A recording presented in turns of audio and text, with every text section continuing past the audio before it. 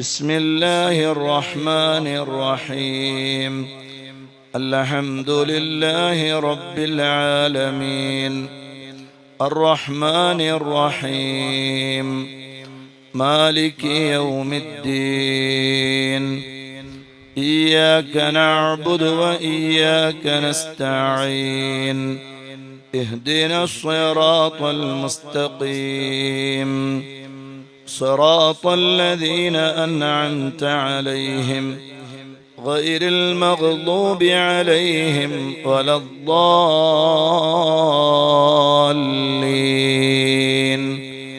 آمين.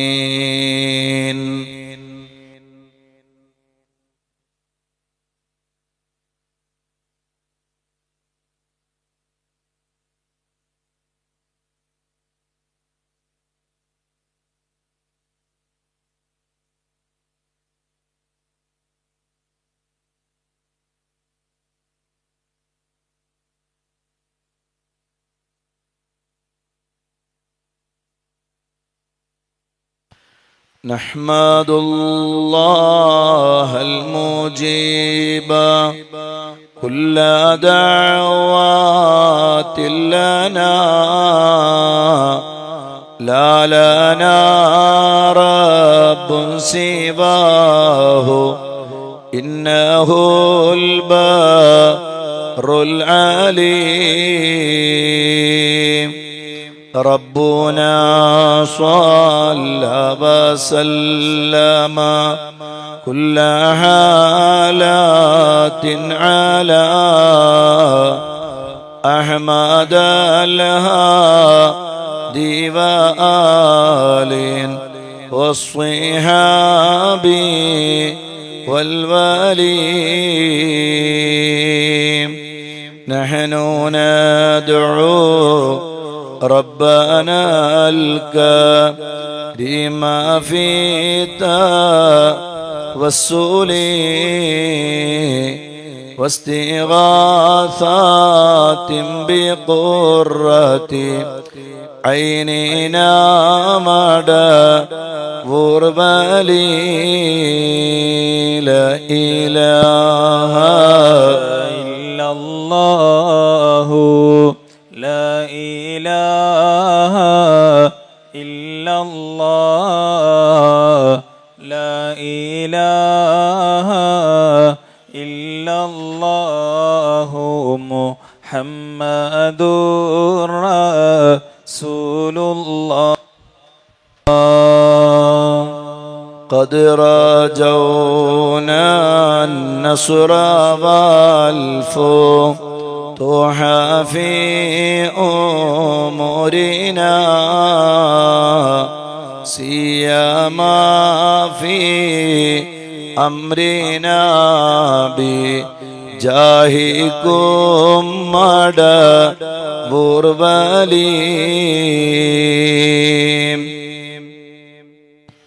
إننا نأتي إليكم للإزاحة ما بنا شدة ثم فتيا شيخنا مدى بربليم. ليس خسران لمن أتى إليكم طالبا، بل بمطلوب الله قد فاز يا مدى بربلي. لا إله إلا الله، لا إله إلا الله، لا إله إلا الله، محمد رسول الله. كم مريض قد أتاهم كامل الشفاء فبكم ليس بالعلاج بل بالقول يا مدى غربالي كل عفريت وشيطان وجن مارد أذهبا ونجنا يا قطبنا مدى غربالي كم كربات كشفتم عن هزين تائب فاكشفا عنا الردايا شيخنا مدى غربالي لا إله إلا الله لا إله إلا الله لا إله إلا الله محمد رسول الله أتواصل بالحباب والبتول المستطاب والنبي ثم الصحابة فعسى دعوى مجابا صلى الله على محمد الله صلى الله عليه وسلم صلى الله على محمد يا ربي صلي وسلم إنها زوج الرسول إنها أم البتول فوق تصوير العقول مجدها تلك الحباب صلى الله على محمد الله صلى الله عليه وسلم صلى الله على محمد يا ربي صلي وسلم ما لا قد أنفقت ولطه وهبت دثراته زملته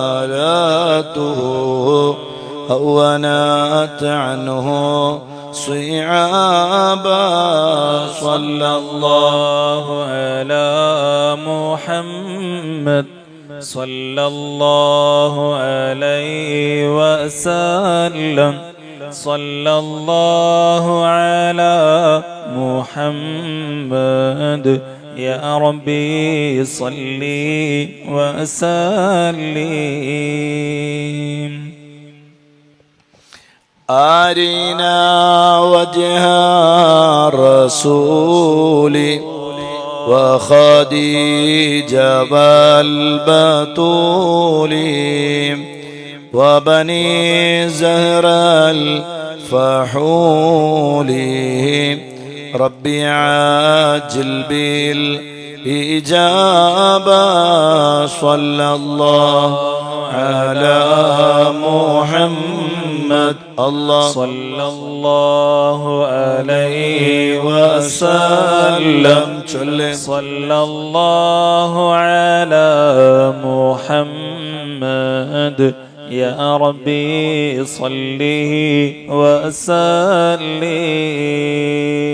يا سيدي سندي غوثي ويا مددي كل ظاهرا على الأعداء بالمدد مجير إرضي وخذ بيدي مدى مددي خليفة الله فينا محي الدين يا محي الدين يا محي الدين يا محي الدين عبد القادر جيلاني.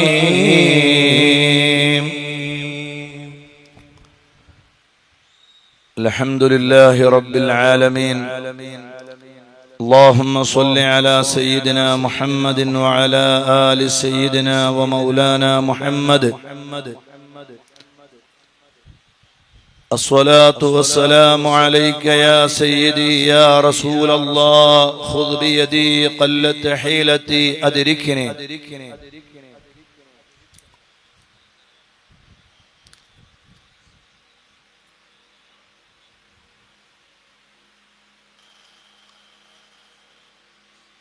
بسم الله عظيم القدرة والشان شديد البطش والبرهان حافظ الدين والقرآن ما شاء الله كان وما لم يشأ لم يكن ولا حول ولا قوة إلا بالله العلي العظيم.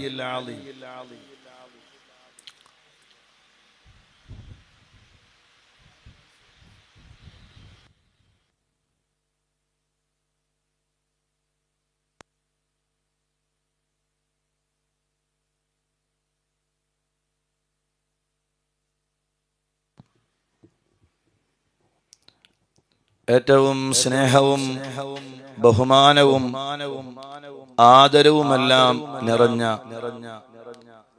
നല്ലവരായ മുഅ്മിനീങ്ങളെ മുഅ്മിനാത്തുകളെ, പരിശുദ്ധമായ റമദാനിലെ ഒന്നാമത്തെ നോമ്പിലാണ് നമ്മളുള്ളത്. വിദേശ രാജ്യങ്ങളിലുള്ളവരെല്ലാം റമദാനിന്റെ രണ്ടാമത്തെ നോമ്പിലാണ്.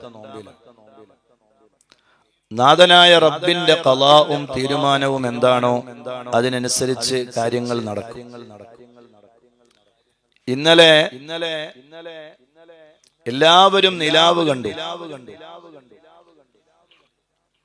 അവ ചില ആളുകൾക്ക് ചില സംശയം, റമദാൻ രണ്ടായിരിക്കൂലേ? രണ്ടിന്റെ നിലാവാണല്ലോ കാണുന്നത്. അങ്ങനെയുള്ള ചില സംശയങ്ങൾ ചിലരുടെ ഭാഗത്തുണ്ട്.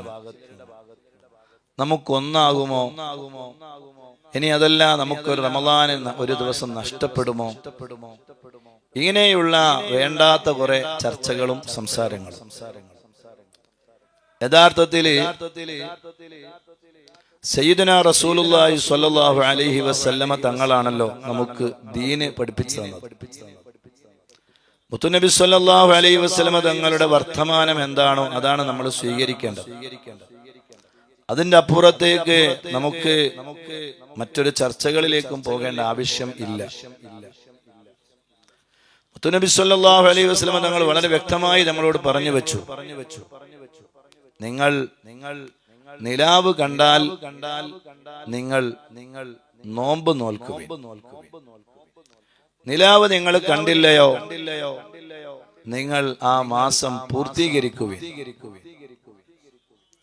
ആ അടിസ്ഥാനത്തിലാണ് നമ്മള് പരിശുദ്ധമായ റമദാനിലെ നോമ്പ് അനുഷ്ഠിക്കുന്നത്.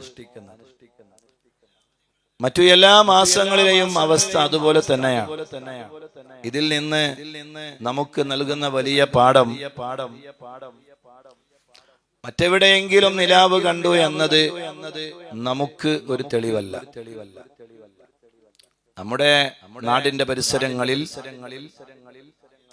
നമ്മുടെ നാടുകളിൽ എപ്പോഴാണോ നിലാവ് കാണുന്നത് അപ്പോഴാണ് വിശുദ്ധ റമദാൻ ഒന്നായി നമുക്ക് തീരുക. അത് എല്ലാവരും നിലാവ് കണ്ടതുകൊണ്ട് അങ്ങനെയാണ് ചിലര് പറയുന്നത്. ചിലര് ഈ കാപ്പാട് കണ്ടു, അല്ലെങ്കിൽ ചില കടപ്പുറങ്ങളിൽ കണ്ടു, തിരുവനന്തപുരത്ത് കണ്ടു, അല്ലെങ്കിൽ കൂട്ടായിൽ കണ്ടു, ഇങ്ങനെ കണ്ടെങ്കിലേ ശരിയാവുകയുള്ളൂ. എല്ലാരും കണ്ടാൽ അതൊന്നല്ല, അതും ശരിയല്ല. നമുക്ക് എപ്പോഴാണോ കാണുന്നത് അന്ന് ഒന്നാണ്. അതുകൊണ്ട് ആ വിഷയവുമായി ബന്ധപ്പെട്ട് വെറുതെ നമ്മൾ അനാവശ്യമായ ചർച്ചകളിലേക്കോ സംസാരങ്ങളിലേക്കോ പോകരുത്. നമുക്ക് അല്ലാഹു സുബ്ഹാനഹു വ തആല നൽകിയ വലിയൊരു സമ്മാനവും വലിയൊരു നിധിയുമാണ് പരിശുദ്ധമായ റമദാൻ. അല്ലാഹു നമ്മളെ ഖബൂൽ ചെയ്യട്ടെ, അല്ലാഹു നമ്മളെ സ്വീകരിക്കട്ടെ, അല്ലാഹു നമ്മളെ പൊരുത്തപ്പെടട്ടെ. എല്ലാ ഖൈറിന്റെ വാതിലുകളും അല്ലാഹു നമുക്ക് തുറന്നു തരട്ടെ.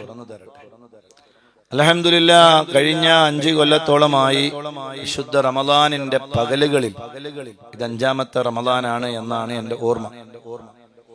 ഏതായിരുന്നാലും അള്ളാഹുവിന്റെ മഹത്തായ അനുഗ്രഹത്താൽ റമദാനിന്റെ ഉച്ച സമയങ്ങളിൽ നമ്മള് അള്ളാഹുവിന്റെ ദീന് സംസാരിക്കാറുണ്ട്, ദിക്റുകൾ ചൊല്ലാറുണ്ട്, ദുആകൾ നടത്താറുണ്ട്.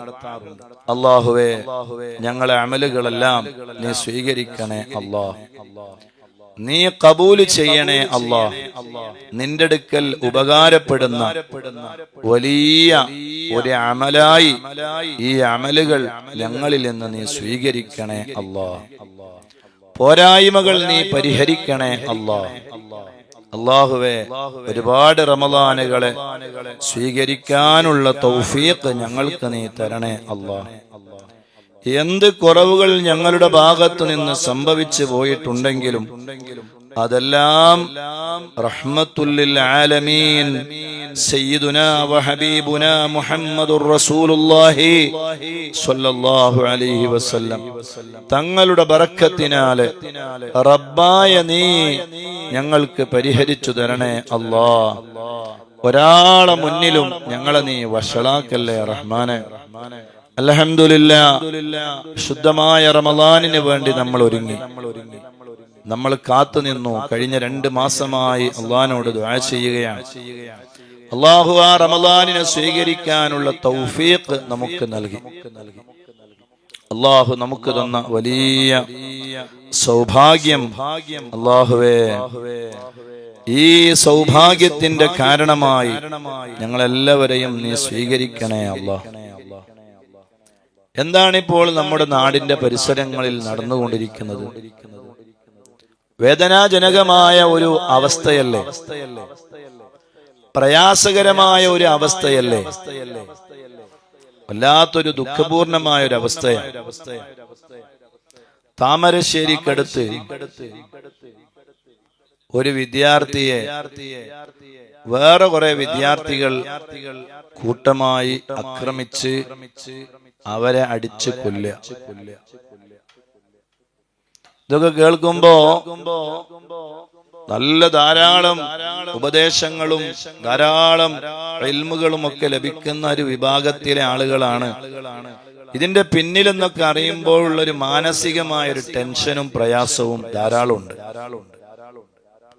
ഒരു ചെറുപ്പക്കാരൻ ഒരു ദിവസം മുഴുവനും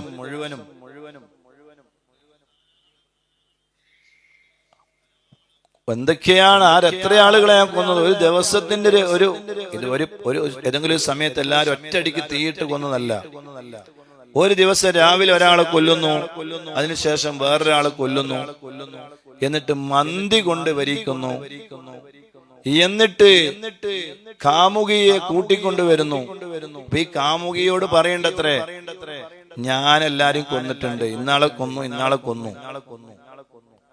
അപ്പൊ ഈ പെണ്ണ് ചോദിച്ചത്രേ, പിന്നെ നമ്മളെങ്ങനെ ജീവിക്കും? നമ്മൾ എങ്ങനെ ജീവിക്കാനാണ്? ആളുകളൊക്കെ കൊന്നിട്ട് എങ്ങനെ ജീവിക്കാനാണ്? അത് പറഞ്ഞു. അപ്പൊ ഓളെയും കൊന്നു, കാമുകിയെയും കൊന്നു. എന്താണ് കേൾക്കുന്ന വാർത്തകളല്ലേ ഇതൊക്കെ? ഒരു മരണം ഒരു സ്ഥലത്ത് നടന്നു കഴിഞ്ഞാൽ ആ കൊന്ന ആളെ ഉടനെ തന്നെ പിടികൂടാനുള്ള ഒരു സംവിധാനവും സാഹചര്യവും ഇവിടെ ഇല്ല. എന്നിട്ട് ഇയാൾ പിന്നെയും കൊന്ന് ഇതൊക്കെ വൈകുന്നേരത്തിന് ശേഷമാണ് ഈ 5 ആളുകളെ കൊന്നതൊക്കെ അറിയുന്നത്. ഈ സമയത്തിന്റെ ഇടയിൽ ഇങ്ങനെ ഒരു സംഭവം ഉണ്ടായിട്ട് അത് ആരും ഉത്തരവാദപ്പെട്ട ആരും അറിഞ്ഞില്ല എന്ന് പറയുമ്പോൾ എന്താണ് ഇതിന്റെ ഒരു വലിയ ഇതിന്റെ പിന്നിലുള്ള ചിന്തകൾ എത്രമാത്രം നമുക്ക് ഉണ്ടാകേണ്ടതുണ്ട്. അല്ലാഹുവേ, നാഥനായ റബ്ബിനോട് റമദാനിൽ പൊട്ടിക്കരഞ്ഞ് ദുആ ചെയ്യണം. അല്ലാഹുവോട് നൊന്ത് പറയണം, അല്ലാഹുവേ ഞങ്ങളെ മക്കളെ നീ നല്ല മക്കളാക്കി തരണേ അല്ലാഹ്.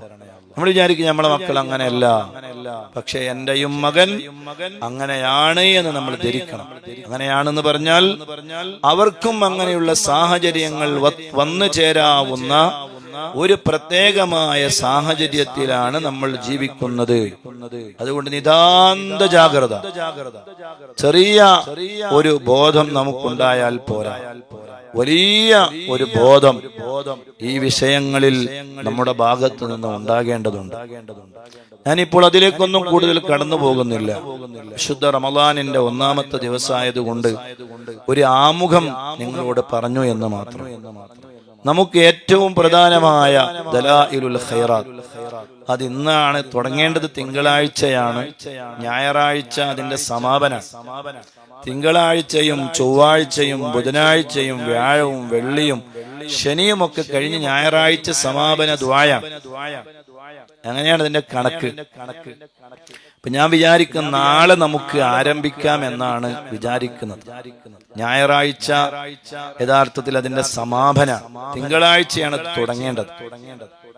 അതിന്റെ ഫാത്തിഹ ഓതി തുടങ്ങുന്നത് തിങ്കളാഴ്ചയാണ്.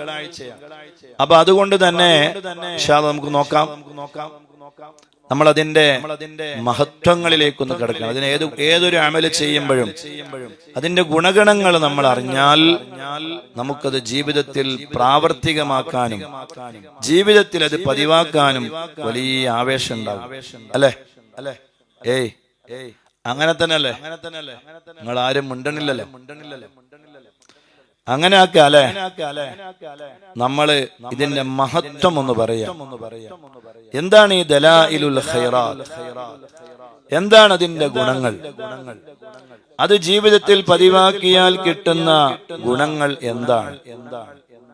വലിയ പോരിശകൾ മഹാന്മാര് ദലായിലുൽ ഖൈറാത്തിന്റെ വിഷയത്തിൽ രേഖപ്പെടുത്തിയിട്ടുണ്ട്. ഇൻഷാ അല്ലാഹ് നമ്മൾ അതിലേക്ക് കടക്കുകയാണ്. ദലായിലുൽ ഖൈറാത്ത്, മാഷാ അല്ലാഹ്, മഹാനായ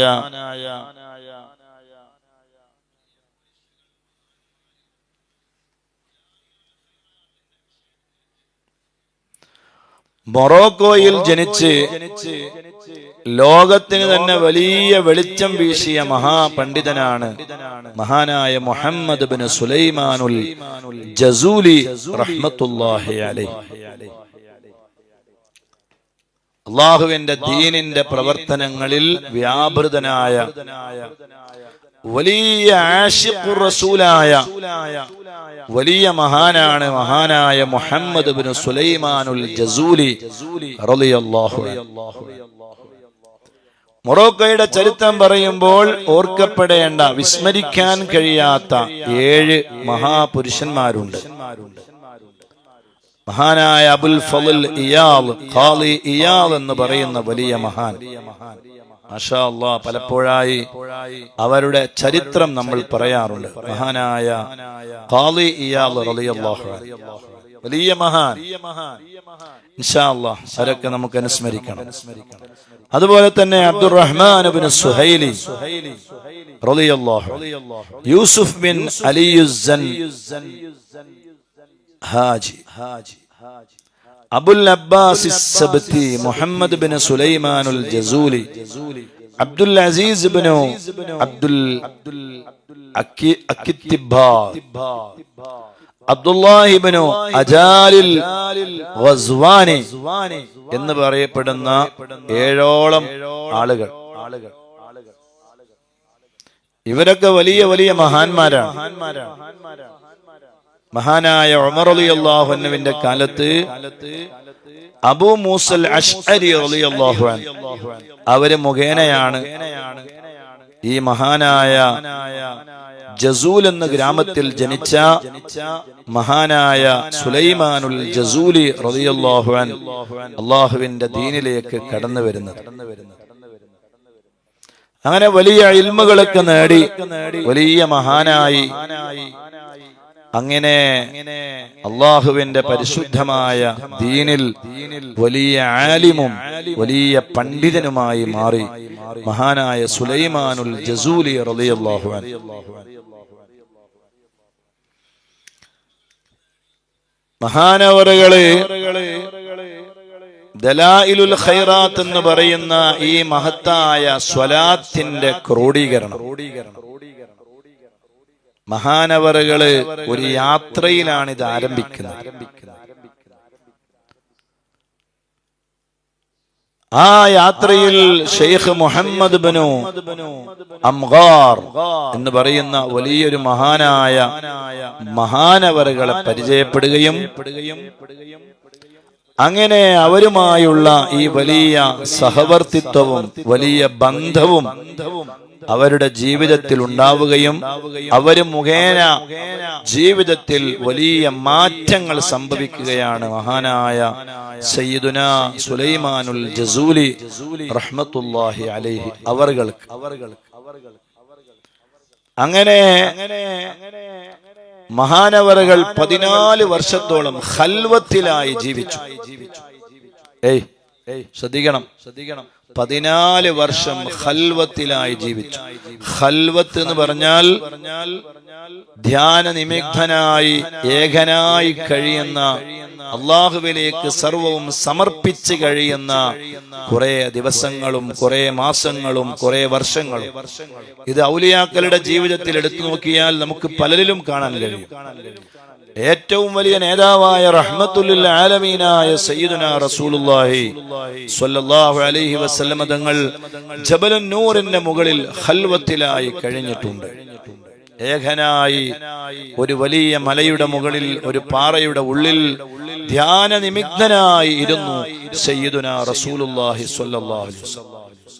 പിന്നീട് അവിടുന്ന് കടന്നു വന്ന മഹാനായ ഗൗസുൽ ആലം ഷെയ്ഖ് അബ്ദുൽ ഖാദിർ ജീലാനി റളിയല്ലാഹു അൻഹു ആയാലും സയ്യിദുനാ അഹ്മദുൽ കബീർ റിഫാഇ റളിയല്ലാഹു അൻഹു ആയാലും അവിടെ ഇങ്ങോട്ട് വന്ന മഹാനായ ഇബ്രാഹിം അദ്ദസൂഖി റളിയല്ലാഹു അൻഹു ആയാലും മഹാനായ സയ്യിദുനാ അഹ്മദുൽ ബദവി റളിയല്ലാഹു അൻഹു ആയാലും മഹാനായ സുൽത്താനുൽ ഹിന്ദ് ഗരീബ് നവാസ് ഖാജ മുഈനുദ്ദീനുൽ ജിസ്തിൽ അജ്മീരി റളിയല്ലാഹു അൻഹു, അങ്ങനെ തുടങ്ങി സയ്യിദ നഫീസത്തുൽ മിസ്രിയ റളിയല്ലാഹു അൻഹ.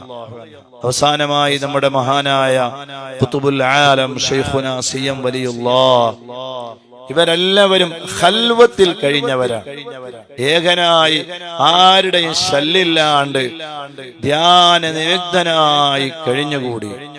ആരോടും സംസാരിച്ചില്ല, ആരോടും മിണ്ടിയില്ല. അള്ളാഹുവിന്റെ മുന്നിൽ ധ്യാന നിമഗ്നനായി ഇബാദത്തിലായി കഴിഞ്ഞു.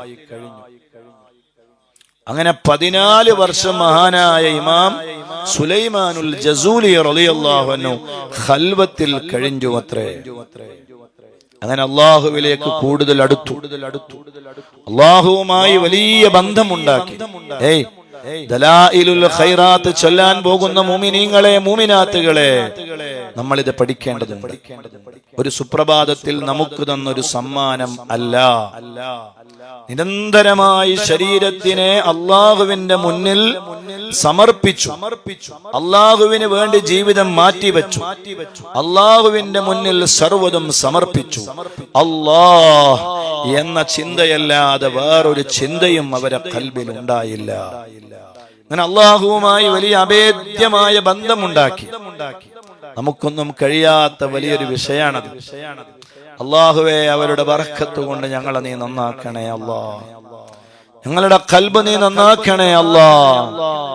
മഹാനായ ഇമാം സുലൈമാനുൽ ജസൂലി റളിയല്ലാഹു അൻഹു അങ്ങനെ അതാ ഒരുപാട് ഗ്രന്ഥങ്ങൾ ലോകത്തിന് സംഭാവന ചെയ്തു. മുത്തുനബി സ്വല്ലല്ലാഹു അലൈഹി വസല്ലം തങ്ങളെ വല്ലാതെ സ്നേഹിച്ചു, അവിടത്തെ വല്ലാതെ മഹബ്ബത്ത് വെച്ചു. അഖീദത്തുൽ ജസൂലി എന്ന് പറയുന്ന വലിയൊരു ഗ്രന്ഥം ലോകത്തിന് സമ്മാനിച്ചു. അങ്ങനെ അള്ളാഹുവിന്റെ ദീനിന്റെ വിഷയങ്ങളിൽ സജീവമായി ഇടപെട്ടു മഹാനവറുകള്. നിരന്തരമായി അള്ളാഹുവുമായുള്ള അഭേദ്യമായ ബന്ധത്തിന്റെ പിന്നീട് ഖൽവത്തിൽ നിന്ന് മാറി അവരതാ ജനങ്ങളിലേക്ക് അള്ളാഹുവിന്റെ